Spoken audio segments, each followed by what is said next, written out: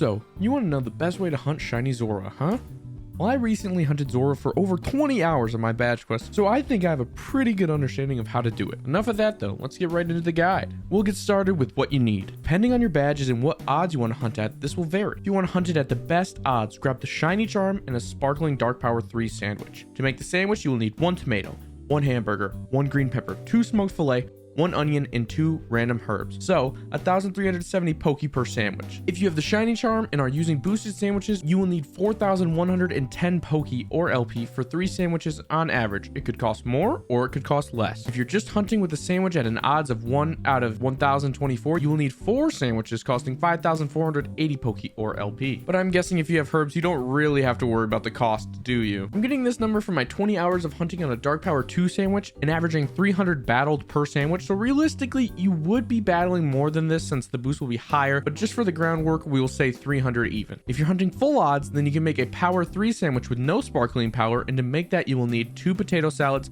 2 smoked filet, 2 herb sausages, 3 wasabi, and 1 bitter, sweet, or salty herb. If you're hunting full odds before herbs, you can use the ultra avocado sandwich, and that includes 1 avocado, 1 smoked filet, 1 tomato, 1 lettuce, 1 salt, so 790 Poke per sandwich, costing an average of 11,060 since you'll need roughly 14 sandwiches. So the best place that I found to hunt this is right outside of good old Larrytown, north on this plains area near this hill with this big tree. Now, before we even start hunting Zorua, I would recommend at least a level 30 fighting type Pokemon to make taking out Zorua even easier. And when we start hunting them, there is a guaranteed way to tell what a Zorua is out in the wild, but not a shiny one. You see, shiny or not, you cannot tell as it imitates a Pokemon and doesn't imitate its shiny like a Ditto would. So you have to fight every single one using the Let's Go feature by sending your lead Pokemon out to battle with the R button on your controller. You can make the attack go to a specific target by locking onto them with the ZL button on the back left of your controller. This is also the guaranteed way of telling which Pokemon is Zorua.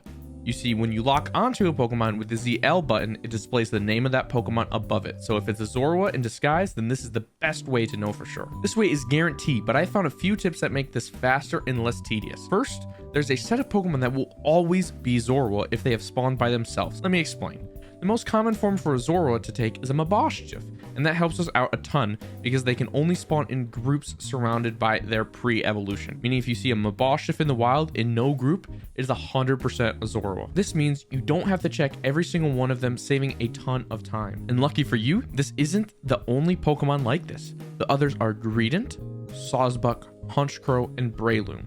There's other Pokemon with tricks like this. For example, Tentacool. Normally, they only spawn under trees, so if one spawned in the middle of the open, then that is more than likely a Zorua. Same with Pineco and Applin, as they only spawn in trees. Another tell for one of the Pokemon is Sudowoodo. When they spawn, they are always mimicking a tree, but a Zorua will be walking around with their hands down like this.